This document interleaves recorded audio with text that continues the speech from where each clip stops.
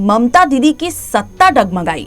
क्या उपचुनाव बचा पाएगी ममता की गद्दी, या एक बार फिर ममता को खानी पड़ेगी मुंह?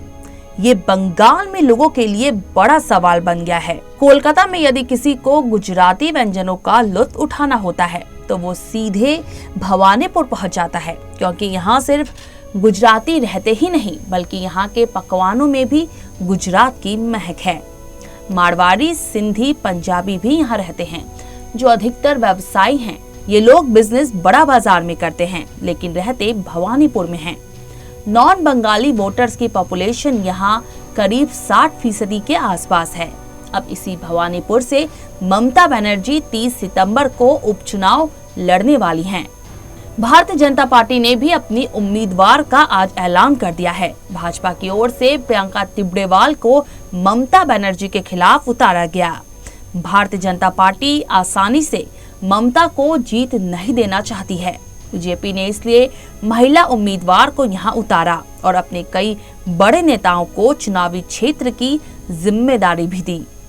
बता दें कि भवानीपुर से भारतीय जनता पार्टी की उम्मीदवार 41 वर्षीय प्रियंका तिब्रेवाल पेशे से वकील हैं। प्रियंका सुप्रीम कोर्ट और कोलकाता हाई कोर्ट में वकालत करती हैं। भारतीय जनता पार्टी में वो युवा मोर्चा की उपाध्यक्ष हैं। प्रियंका ने साल 2014 में भारतीय जनता पार्टी ज्वाइन की। प्रियंका सांसद बाबुल सुप्रियो की लीगल एडवाइजर भी रह चुकी हैं और उन्होंने ही प्रियंका को पार्टी ज्वाइन करवाई थी। ममता सरकार के कैबिनेट मंत्री फिरहाद हकीम भवानीपुर सीट से विधानसभा में चुनाव लड़ने वाले शोभनदेव चट्टोपाध्याय और सीएम ममता बनर्जी के भाई कार्तिक बनर्जी ने उपचुनाव की कमान अपने हाथों में ले ली है। विधानसभा में बड़ी संख्या में कार्यकर्ता तैनात कर दिए गए हैं और दीदी की स्कीम्स का प्रचार भी शुरू हो चुका है। इस बार तृणमूल कांग्रेस की कोशिश दीदी को लाख वोटों के मार्जिन से जिताने की है, मगर दीदी ने भवानीपुर को ही चुनाव लड़ने के लिए क्यों चुना, ये भी अपने आप में एक बड़ा सवाल है। चलिए जानते हैं।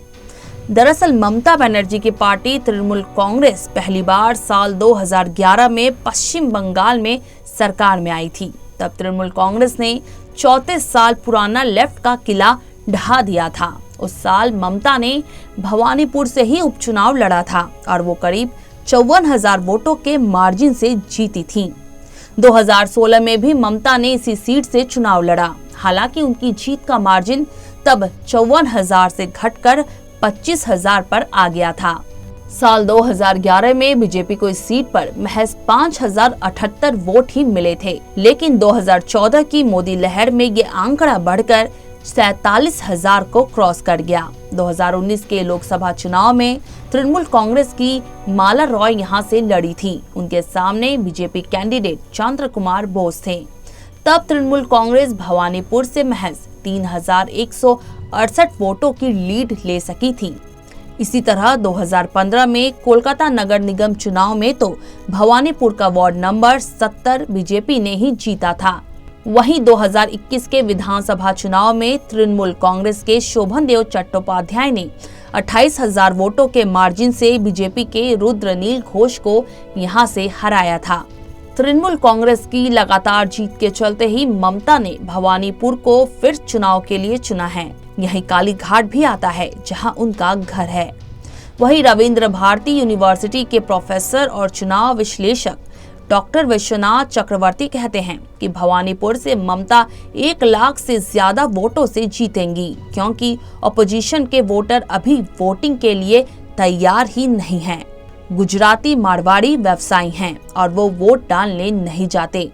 प्रॉक्सी वोट बड़ी संख्या में डाले जाने की संभावना है। सीनियर जर्नलिस्ट पुलकेश घोष कहते हैं, बिजनेसमैन हमेशा वहां वोटिंग करता है जहां जीतने की संभावना ज्यादा होती है और मौजूदा हालात में ममता बनर्जी का जीतना तय है, इसलिए वोट उन्हीं को मिलेंगे। बता दें कि ममता पश्चिम बंगाल की ऐसी तीसरी सीएम है जो खुद चुनाव हारी हैं। विधानसभा चुनाव में ममता नंदीग्राम से चुनाव लड़ी थी और बीजेपी के शुभेंदु अधिकारी से 1956 वोटों से हारी थी। इसलिए 6 महीने में उन्हें विधानसभा का चुनाव जीतना जरूरी है। ऐसा नहीं होने पर उन्हें सीएम का पद छोड़ना पड़ेगा। इसलिए ममता भवानीपुर से ही उपचुनाव लड़ने जा रही हैं। बता दें कि ममता से पहले साल 1967 में प्रफुल्ल चंद्र सेन और 2011 में बुद्धदेव भट्टाचार्य भी अपनी सीट नहीं बचा सके थे।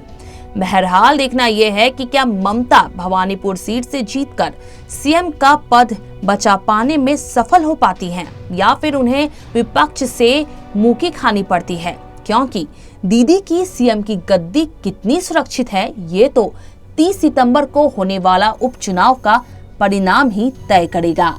फिलहाल इस वीडियो में इतना ही। ताजा और अपडेटेड खबरों के लिए देखते रहिए CN राष्ट्रीय।